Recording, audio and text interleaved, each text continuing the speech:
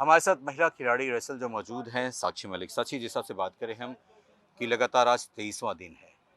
इस 23वें दिन में आप भी घर परिवार छोड़ के लगातार यहाँ बैठे हुए हैं।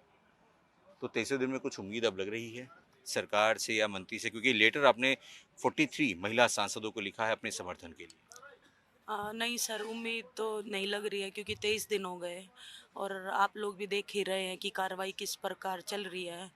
सुप्रीम कोर्ट में जाने के बाद तो एफआईआर हुई है, जबकि पोस्को के तहत तुरंत एफआईआर होनी चाहिए और तुरंत कार्रवाई शुरू होनी चाहिए।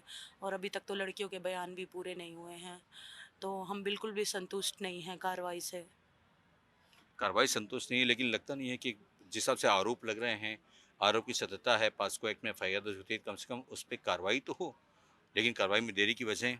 हाँ, देरी की वजह देखो, हमने तो कभी ऐसा देखा नहीं। कानून तो सबके लिए बराबर होना चाहिए। हमारे पास तो बहुत सारे ऐसे एग्जाम्पल्स भी आए हैं कि पोस्को के तहत तुरंत कस्टडी में लेके और फिर इन्वेस्टिगेशन होती है, लेकिन ऐसा कुछ नहीं हुआ। एफआईआर इतनी मिन्नतों के बाद हुई सुप्रीम कोर्ट में जाने के बाद। तो देरी की वजह सर यही है कि उसे बचाने की कोशिश की जा रही है पूरी तरीके से, क्योंकि वो एक रूलिंग पार्टी का आदमी है और पॉलिटिकल काफ़ी स्ट्रोंग है, और बस अपनी वोट बैंक बचा रहे हैं वो तो क्या खिलाड़ी। पॉलिटिकल कोई इतना मजबूत हो जाए कि महिलाओं के कोई इज्जत सम्मान नहीं रहेगा उसके आगे?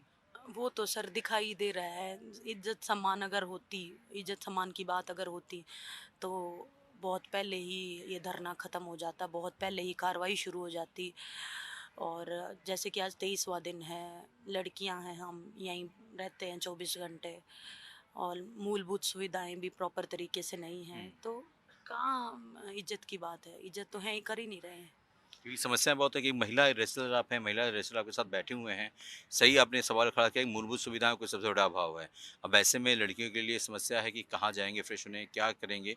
लेकिन आप 23 दिन से लगातार जो बैठे हुए हैं, अभी तक अब जिस हिसाब से महिला सांसदों को आपने लेटर लिखा, क्या लगता है कि उम्मीद है आपको कि कुछ समर्थन या कुछ उनके तरफ से जवाब मिलेगा? देखो, अब महिलाएं हैं, आना तो चाहिए क्योंकि उनके घर भी बहन बेटियां हैं।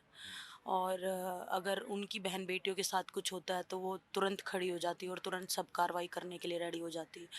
और हम भी किसी की बेटियां हैं, हमारे भी माँ बाप हैं, तो उनको आगे आना चाहिए, हमारा समर्थन देना चाहिए, क्योंकि महिला ही महिलाओं का दर्द समझेंगे तो फिर कौन समझेगा। लेकिन खेल मंत्री साहब अनुराग ठाकुर साहब का एक बयान आया जिसमें सातों पे उन्होंने कहा कि अनुरोध किया है कि भैया खिलाड़ी साहब जितने भी हैं, चाहे वो आपने एफआईआर दर्ज करने की बात की वो भी हो गया, हमने जांच कमेटी बना दी वो भी जांच कर रही है, पुलिस अपनी तरफ से जांच कर रही है। अब अनुरोध उन्होंने किया है कि खिलाड़ी अब प्रदर्शन खत्म करें।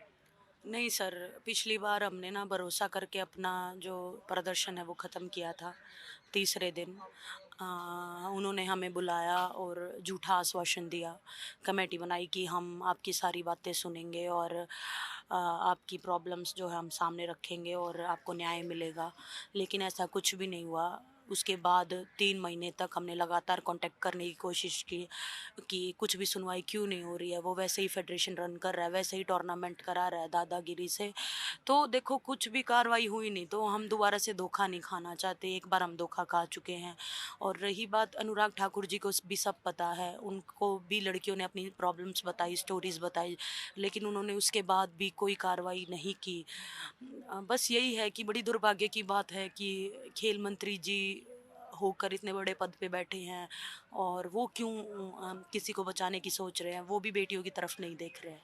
लेकिन अब सच ही क्या लगता है, अब जिस हिसाब से बयानबाजियों का दौर है, कुछ सलूशन मिलता नजर आएगा? क्योंकि डिमांड अब कहीं डब्ल्यूएफआई ने तो हम कहें तो पूरी तरह से अब रोक लगा दी है, बृजमोहन शरण सिंह अब उसमें कुछ कर नहीं सकते, क्योंकि जो इंडियन ओलंपिक एसोसिएशन है आपका है आईओए, उसने पूरी तरह से वहाँ पर भंग करने की बात करी। अब कोई पद भी नहीं है, कोई उनके पास काम करने का अधिकार क्षेत्र भी नहीं है। बृजमोहन शरण सिंह तो अब कुछ नहीं रहे, तो अब क्या लगता है कि कुछ आगे की लड़ाई आप लोग जीत रहे हैं या आगे और के साथ जीतना चाहेंगे?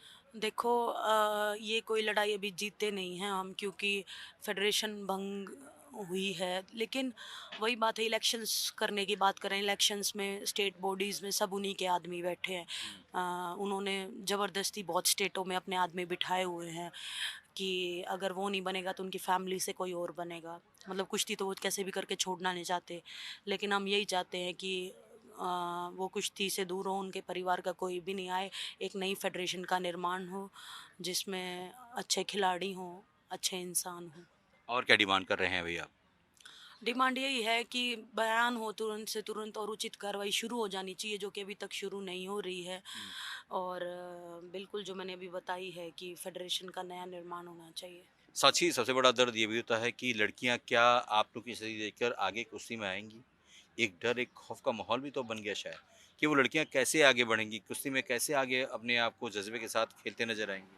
देखो जी, अगर हमारी बात नहीं सुनी गई और अगर हम बाई चांस हार भी जाते हैं, तो आगे किसी भी लड़की में हिम्मत नहीं होगी आवाज़ उठाने की। अगर हम अब हार गए, तो कोई भी लड़की के साथ अगर गलत होता है, तो उसमें बिल्कुल भी हिम्मत नहीं होगी आवाज़ उठाने की, क्योंकि हम 23 दिन से बैठे हैं और हमारी आवाज़ ही अभी तक नहीं सुनी जा रही। हमने तो देश के लिए बहुत कुछ किया है, मान-सम्मान बढ़ाया है।